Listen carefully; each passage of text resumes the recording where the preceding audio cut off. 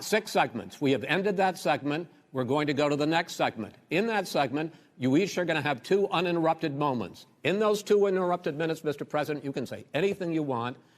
I'm going to ask a question about race, but if you want to answer about something else, go ahead. But I think that the country would be better served if we allowed both people to speak with fewer interruptions. I'm appealing to you, sir, to do that. Well, and him too. Well, frankly, you've been doing more interrupting than he has. Well, that's all right, but he does plenty. Well, less than, sir, less than plenty. No, less than you have. Let's please continue on. The issue of race. Vice President Biden, you say that President Trump's response to the violence in Charlottesville 3 years ago, when he talked about very fine people on both sides, was what directly led you to launch this run for president. Oh, yeah, sure. President Trump, you have often said that you believe you have done more for black Americans than any president, with the possible exception of Abraham Lincoln. My question for the 2 of you is, why should voters trust you rather than your opponent to deal with the race issues facing this country over the next 4 years? Vice President Biden, you go first. It's about equity and equality. It's about decency. It's about the Constitution. And we have never walked away from trying to require equity for everyone, equality for the whole of America. But we've never accomplished it. But we've never walked away from it like he has done.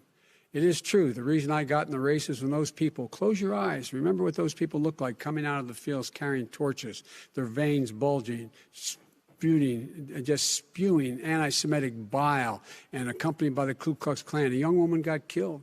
And they asked the president what he thought. He said there were very fine people on both sides. No president has ever said anything like that. It is whose now, second point I'd make to you is that when Floyd was killed, when Mr. Floyd was killed, there was a peaceful protest in front of the White House. What did he do? He came out of his bunker, had the military use tear gas on him so he could walk across to a church and hold up a Bible. And then what happened after that? The bishop of that very church said that it was a disgrace. The general who was with him said all he ever wants to do is divide people, not unite people at all. This is a president who has used everything as a dog whistle to try to generate racist hatred, racist division. This is a man who, in fact, you talk about helping African Americans.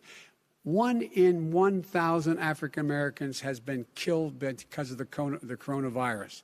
And if he doesn't do something quickly, by the end of the year, 1 in 500 will have been killed. 1 in 500 African Americans. This man is a savior of African Americans. This man cares at all. This man's done virtually nothing. Look, the fact is that you have to look at what he talks about.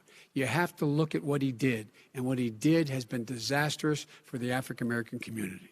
So, President Trump, you have 2 minutes. Why should Americans trust you over your opponent to deal with racism? He did a crime bill, 1994, where you call them super predators, African Americans, the super predators, and they've never forgotten it. They've never forgotten it, Joe. No, sir, it's his 2 minutes. So you did that, and they call you a super predator, and I'm letting people out of jail now that you have treated the African American population community, you have treated the black community about as bad as anybody in this country. You did the 1990, and that's why, if you look at the polls, I'm doing better than any Republican has done in a long time, because they saw what you did. You call them super predators, and you've called them worse than that, because you look back at your testimony over the years, you've called them a lot worse than that. As far as the church is concerned, and as far as the generals are concerned, we just got the support of 250 military leaders and generals, total support. Law enforcement, almost every law enforcement group in the United States. I have Florida, I have Texas, I have Ohio, I have Portland. The sheriff just came out today and he said, I support President Trump. I don't think you have any law enforcement. You can't even say the word law enforcement, because if you say those words, you're going to lose all of your radical left supporters. And why aren't you saying those words, Joe? Why don't you say the words law enforcement? Because you know what? If they called us in Portland, we would put out that fire in a half an hour, but they won't do it because they're run by radical left Democrats. If you look at Chicago, if you look at any place you want to look, Seattle, they heard we were coming in the following day and they put up their hands and we got back Seattle. Minneapolis, we got it back, Joe, because we believe in law and order, but you don't. The top 10 cities and just about the top 40 cities are run by Democrats and in many cases radical left. And they've got you wrapped around their finger, Joe, to a point where you don't want to say anything about law and order.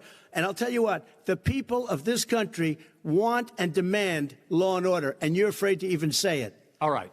I want to return to the question of race. Vice President Biden, after the grand jury in the Breonna Taylor case decided not to charge any of the police with homicide, you said it raises the question, quote, whether justice could be equally applied in America. Do you believe that there is a separate but unequal system of justice for blacks in this country? Yes, there is. There's systemic injustice in this country, in education and work and in law enforcement and the way in which it's enforced. But look, the vast majority of police officers are good, decent, honorable men and women. They risk their lives every day to take care of us.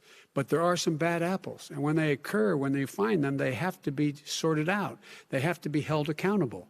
They have to be held accountable. And what I'm going to do as President of the United States is call together an entire group of people at the White House, well, everything from the civil rights groups to the police officers, to the police chiefs, and we're going to work this out. We're going to work this out so we change the way in which we have more transparency in when these things happen. These cops aren't happy to see what happened to George Floyd. These cops aren't happy to see what happened to Breonna Taylor. Most don't like it. But we have to have a system where people are held accountable. And by the way, violence in response is never appropriate. Never appropriate. Peaceful protest is. Violence is never appropriate. All right. What is peaceful protest? When they run through the middle of a town and burn down your stores and kill people all over the place, that and you is say not peaceful protest? President Trump, No, it's I'm not not, asking. but you say it is. President Trump, I'd like to continue with the issue of race. Please. I promise we're going to get to the issue of law and order in a moment. This month, your administration directed federal agencies to end racial sensitivity training that addresses white privilege or critical race theory. Why did you decide to do that, to end racial sensitivity training? And do you believe that there is systemic racism in this country, sir?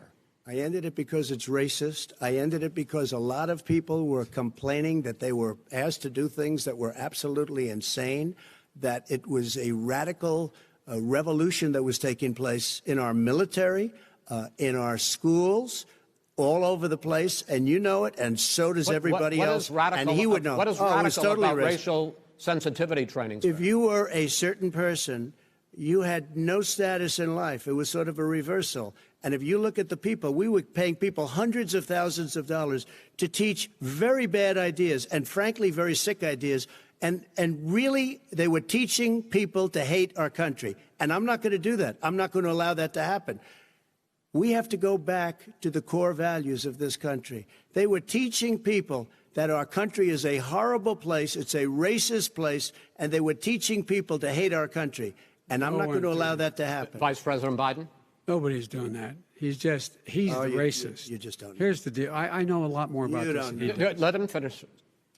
The fact is that there is racial insensitivity. People have to be made aware of what other people feel like, what insults them, what is demeaning to them.